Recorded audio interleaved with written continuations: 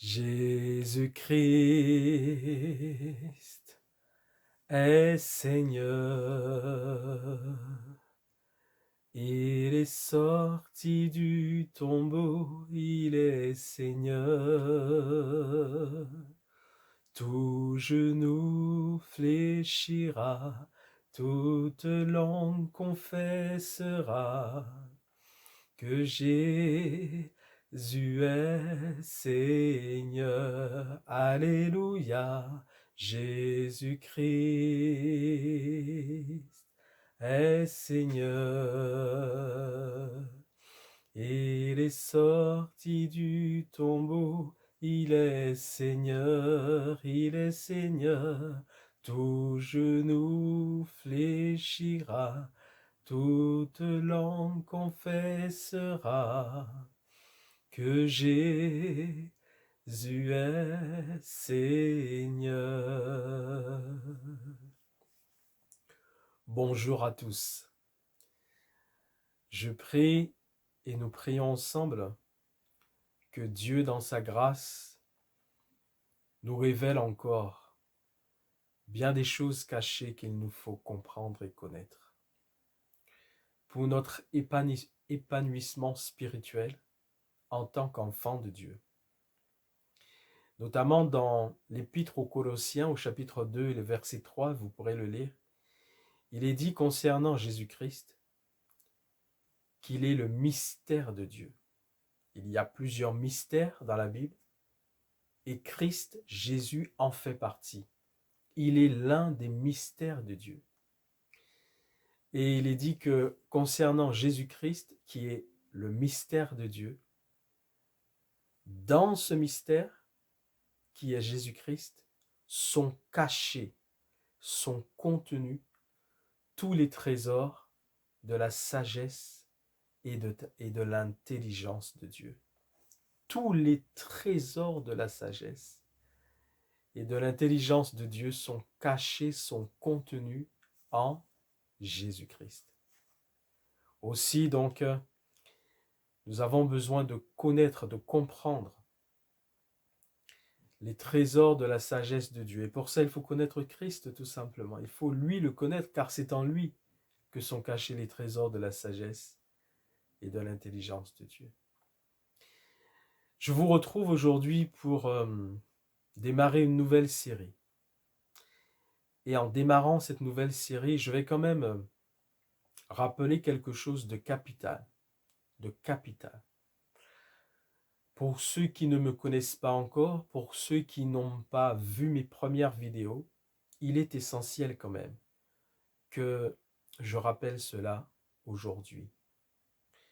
Lorsque je me présente devant vous pour diffuser un message, je ne le fais pas de ma propre volonté, de ma propre autorité. C'est-à-dire que je ne décide pas de diffuser sur Internet des messages qui viennent de moi-même.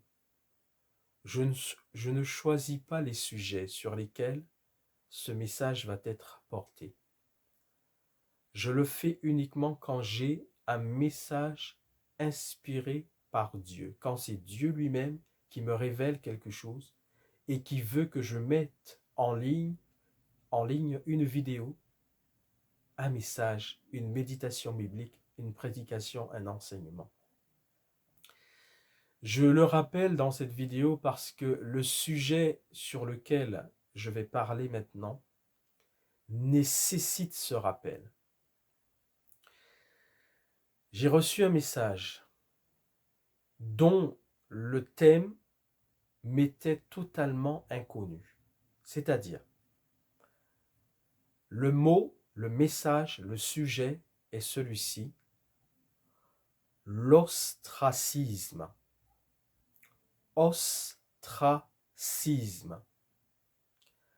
Quand j'ai reçu ce message, ce sujet, ce thème, en ce qui me concerne personnellement, je ne connaissais pas du tout la signification de ce mot.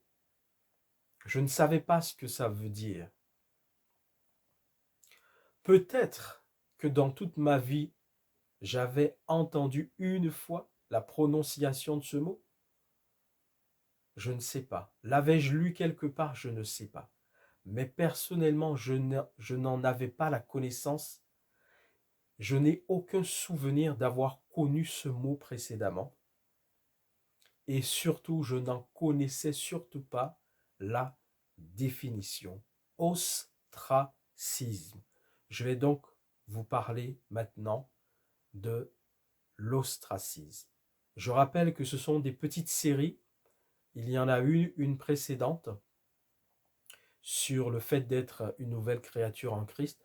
Et donc ce sujet également sera diffusé en plusieurs étapes journalières, une étape, plusieurs étapes journalières.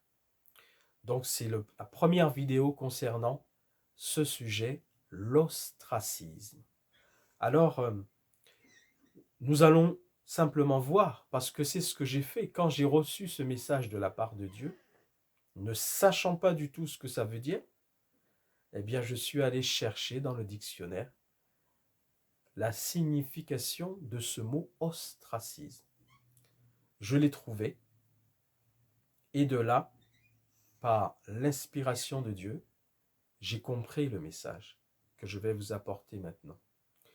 La première chose donc que je vous invite à faire, c'est faire ce que j'ai fait. Peut-être que vous savez ce que ça veut dire, ou d'autres d'entre vous ne savent pas.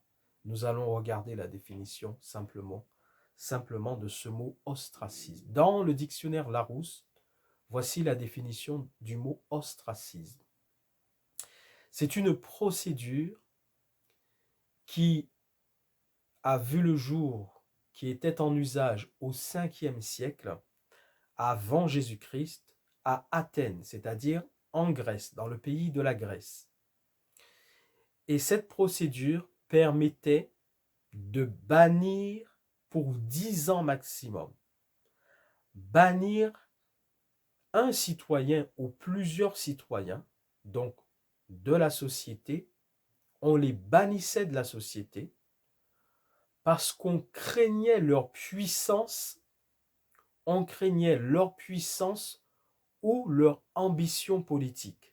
À la base, c'était une procédure qui était liée au domaine politique, au domaine de la politique.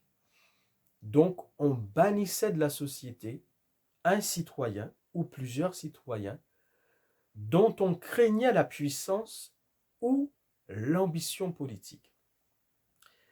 C'est une action donc qui consiste à tenir éloigné de la société ou d'un groupe une personne qui ne plaît pas au groupe ou qui ne plaît pas à la société. D'une manière, et ça c'est très important, d'une manière discriminatoire et injuste. Continuons donc en ce qui concerne la définition de ce mot ostracisme. Regardons toujours la même définition. Dans la Grèce antique, à Athènes, c'est une procédure que pouvaient lancer les membres de l'Ecclésia. Ça, c'est important de reconsidérer ce mot Ecclésia, parce que, en fait, Ecclésia, qui dérive de la langue grecque, veut dire assemblée du peuple.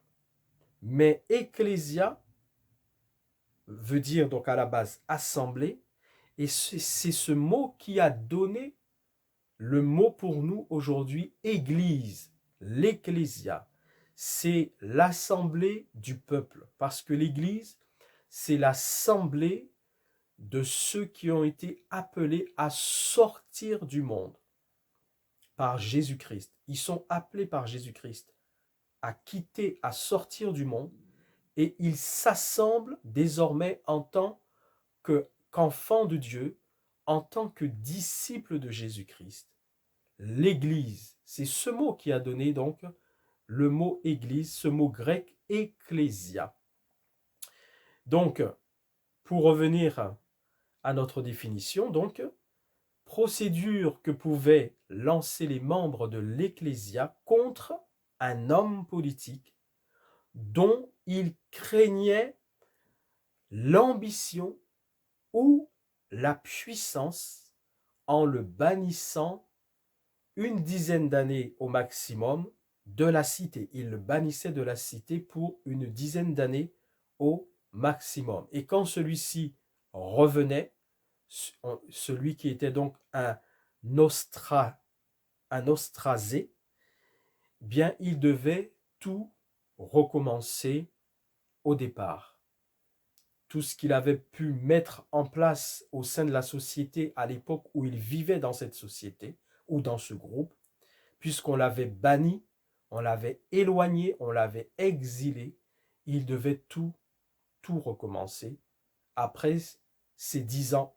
Ce n'était pas forcément 10 ans, mais en tout cas le maximum c'était 10 ans. Une fois qu'il revenait, il fallait qu'il recommence tout à zéro. Continuons encore dans la définition de ce mot ostracisme. Bannissement d'une durée de 10 ans prononcée à la suite d'un jugement du peuple dans certaines cités grecques et en particulier à Athènes, à l'encontre d'un citoyen devenu suspect par sa puissance ou son ambition. Action d'exclure d'un groupement politique, de tenir à l'écart du pouvoir une personne ou un ensemble de personnes, résultat de cette donc action.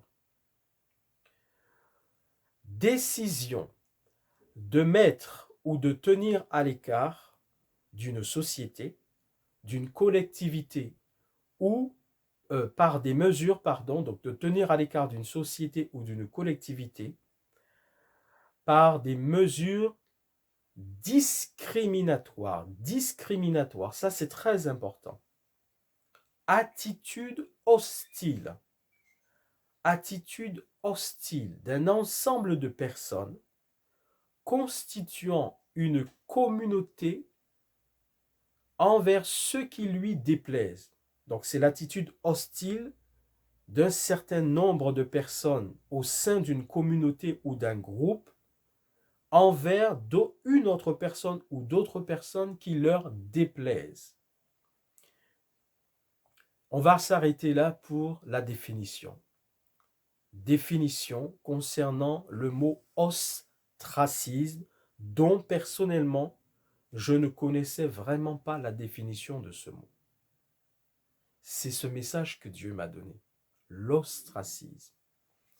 Alors l'ostracisme aujourd'hui, on peut l'appliquer dans tous les domaines de la société.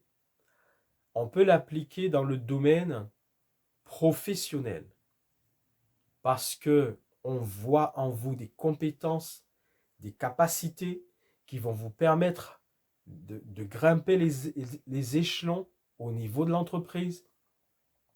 Et on ne veut pas que vous grimpiez les échelons. On veut vous empêcher. Cela ne plaît pas aux dirigeants ou à d'autres personnes au sein de la société que vous puissiez donc évoluer en grimpant les échelons. Alors on va faire en sorte de vous mettre à l'écart. On va appliquer contre vous l'ostracisme. On va vous bannir, vous exiler. On va vous rejeter parce qu'on veut vous empêcher d'atteindre des postes plus élevés avec des responsabilités plus importantes au sein de l'entreprise. Ça, par exemple, c'est dans le domaine professionnel. Il se peut aussi que ça se fasse dans le domaine familial, au sein de votre famille, parce que vous êtes chrétien, par exemple, ou par rapport à un héritage, ou pour toute autre raison, les membres de votre famille vous rejettent, vous mettent à l'écart, vous bannissent de leur réunion familiale, par exemple, quand ils font quelque chose, quand ils s'invitent entre eux, quand ils organisent un repas, vous n'êtes jamais invité, par exemple. On pratique à votre égard l'ostracisme consistant à vous mettre à l'écart.